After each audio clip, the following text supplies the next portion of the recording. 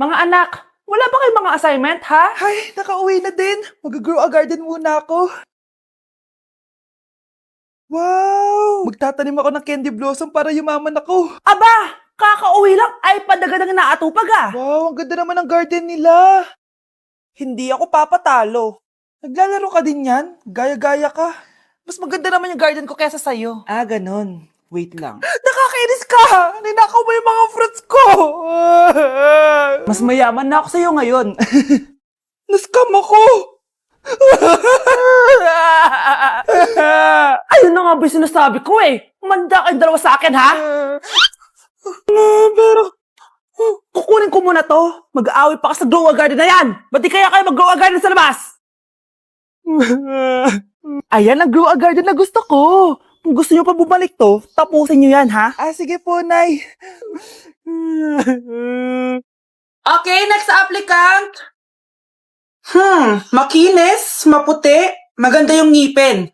Okay, introduce yourself. Hi, I'm Scarlett, and I want to show the world, the universe rather, that I will confidently shake your fries with a heart. Bakit gusto mo magbenta ng fries? Thank you for that wonderful question. To be a tindera is both an honor and a responsibility. If I were to be a tindera, I will use my voice to influence the youth. Thank you. Okay, eto, mas mahirap na tanong. Ano mas masarap na flavor? Cheese o sour cream? If people were to argue between cheese and sour cream, well, everything is good, but in moderation. Thank you. Magaling! Pasok ka na sa top 10! The new Miss Potato Corner is Scarlett! Nasaan na yung 1 million na prize? Anong 1 million na prize? Magluluto ka ng fries! Pasok ka na sa trabaho! Magluto ka na ng dali! Nagugutom ako! Sige po, magluluto na ako. Kinulong po ni nanay si Scarlett sa bodega. Ha? Anak? Anak? Walang iya talaga yung tita mo. Anak, sorry kung ngayon na ako nagpakita. Pinakulong kasi ako ng babaeng yan! Deserve mo makulong! Ikaw ang ikukulong namin dahil child abuse ang ginagawa mo. Ano? At hindi mo na din makukuha ang 50% ng mana. Hindi pwede! Nay, masaya ako na nandito ka na. At hindi na din tayo maghihirap dahil sa pamana ni tatay. Masaya din ako, anak. Siyempre kasama ka dito sa Manta.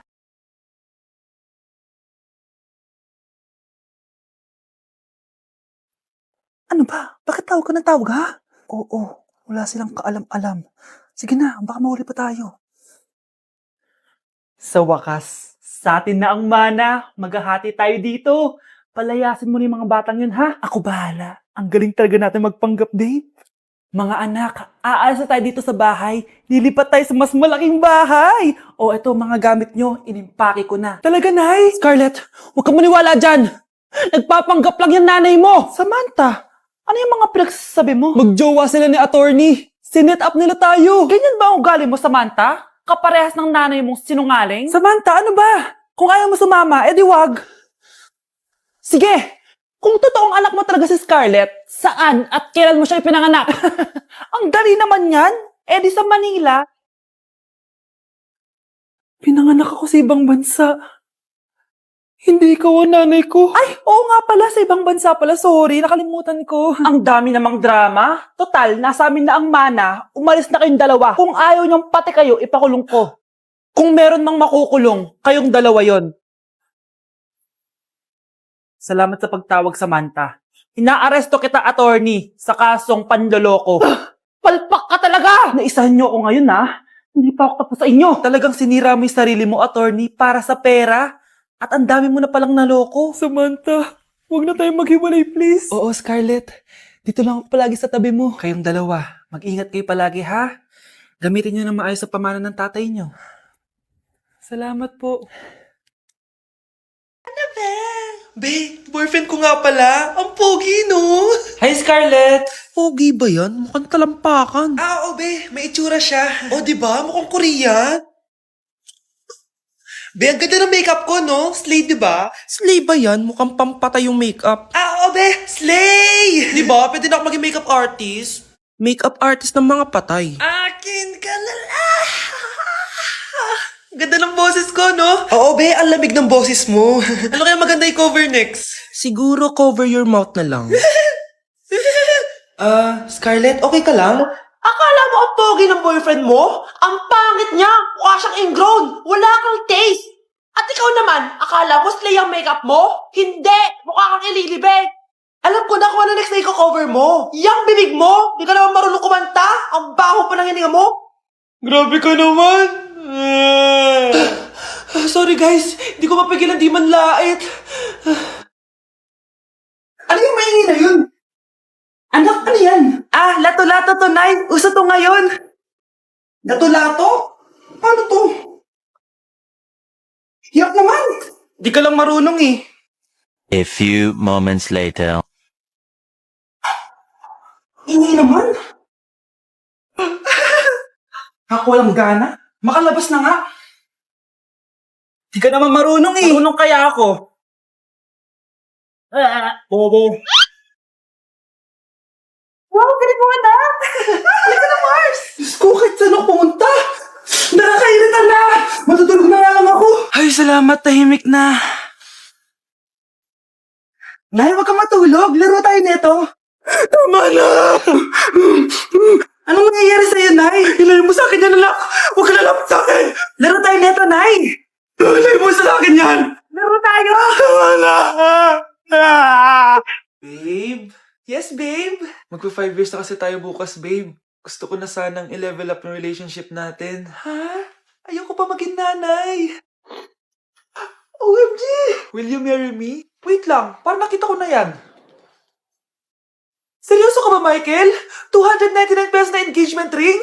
Yun ba yung halaga ko sa'yo? Babe, hindi naman importante kung mahal yan or mura, di ba? Ang importante, nagmamahalan tayo. 5 years tayo! Tapos eto lang bibigay mo sa akin, ha? Hindi pa ba sapat yung magpapakasal tayo tapos magkakapamilya? Nag-expect ako sa'yo! Akala ko bibigyan mo ako ng bagong bahay, ng bagong sasakyan. Tapos eto lang bibigay mo sa akin? Buti naman at lumabas na yung tunay na kulay mo bago kita pakasalan. Ha? Sinusubukan lang kita. At tama nga ako, na gold digger ka.